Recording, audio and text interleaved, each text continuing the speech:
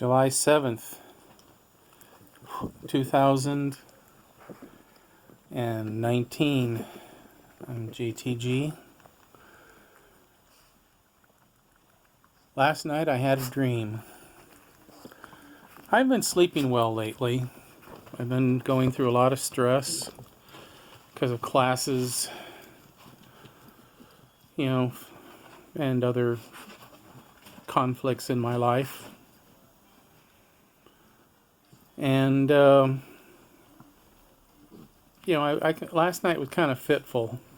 And, there's an old joke about everyone's bed is a mattress of nails until the last hour before you have to get up.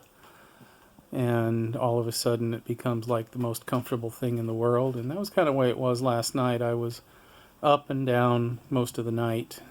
But about the last 2 hours, I went into a deep, deep sleep.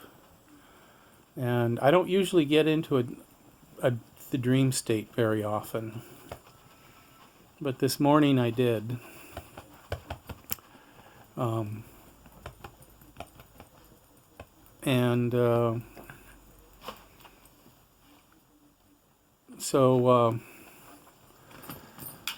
might as well just launch into the dream.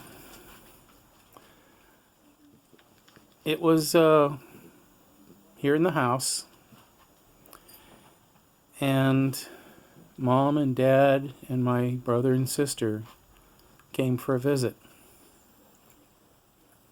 Now, both my parents are dead, and I'm not really on good terms with either of my siblings. And I remember in the dream there was kind of like an initial what going on as I was thinking, but the dream was really good. We all got along. I was talking to Mom and Dad, and my brother and sister were being kind and civil to me. And we're all bonding over these my dogs and cats. I remember specifically introducing them to Na'at, who is named for the Egyptian goddess of justice. She's my baby kitten. She's only about a year old. I don't remember introducing any of the dogs specifically, but I'm sure this monster, Fenris, was there. And it was a pleasant, loving experience. And then I woke up. I remember as I was laying there in bed, it took me a bit, maybe about a minute, to realize where I was. And then I realized it was all a dream.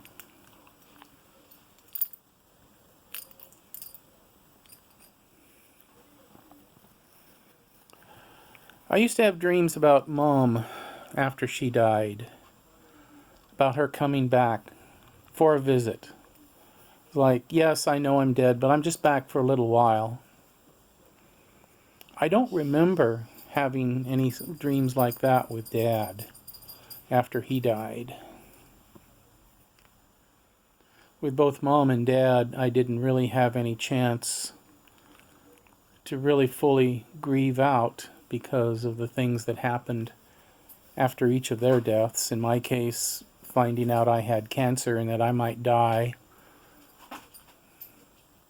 And yes, the only reason I'm alive is that I hit kind of a sweet spot of medical technology, new chemotherapy drugs and new surgical techniques, because the odds were about 90% that I'd be dead within 5 years,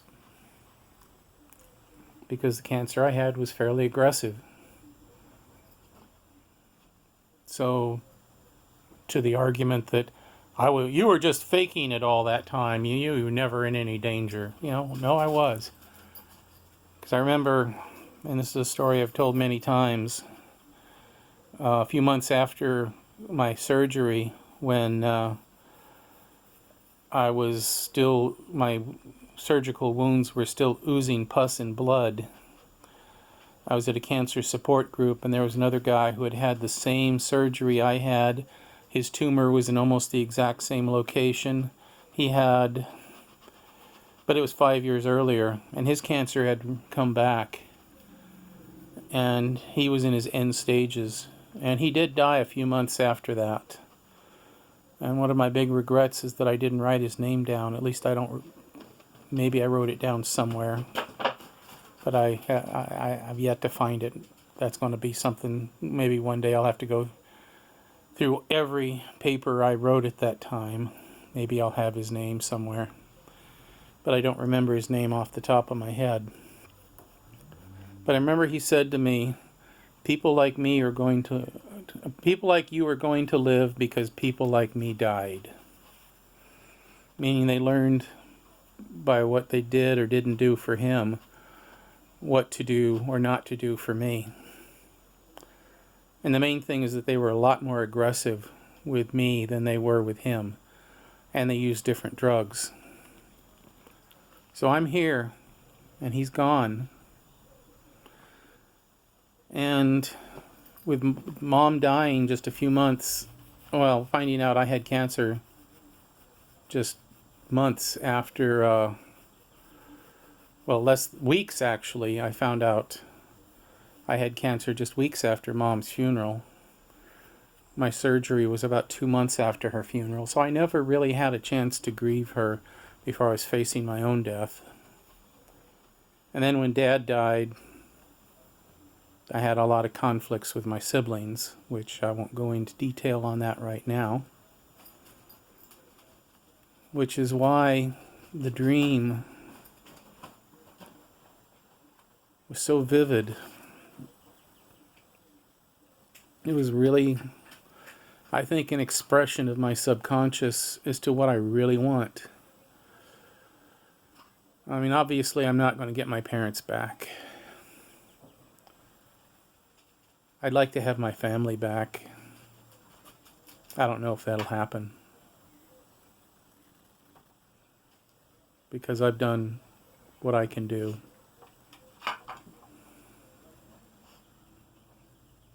And I just have to keep going through my life until I don't have any life to keep going through.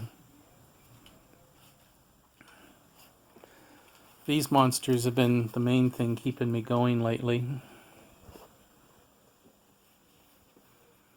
Little Fenris,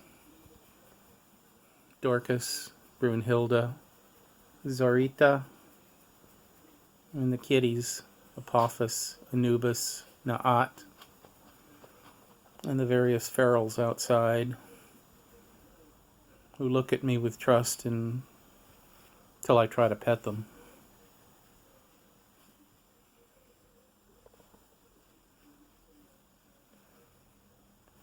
Last night, when I woke up, this little guy was cuddled up against me. He cuddles with me almost every night. Little Fenris. It was named after the Asgardian wolf who bites Tyr's hand off and tries to kill Thor. If you've seen Thor Ragnarok, the big wolf dog that the Hulk fights, that's Fenris. He's a vicious dog. And I remember as I woke up this morning and I slowly became aware that it was a dream. Because I woke up feeling good and at peace. And then I realized it was all a dream.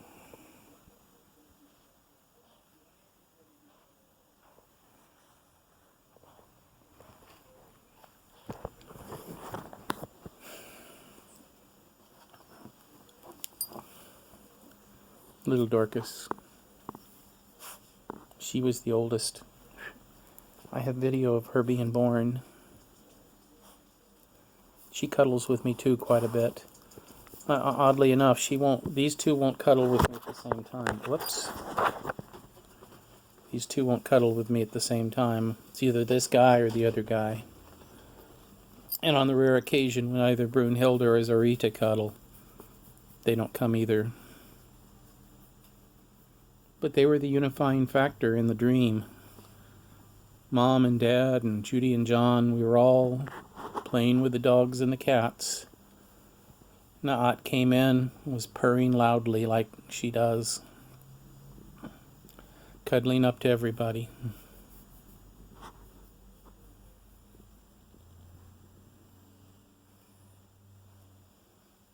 It's my great-great-grandmother up there on the wall. Carolina Foster Green. Great-great-grandma Green. I wonder what she would think of her great-great-grandson.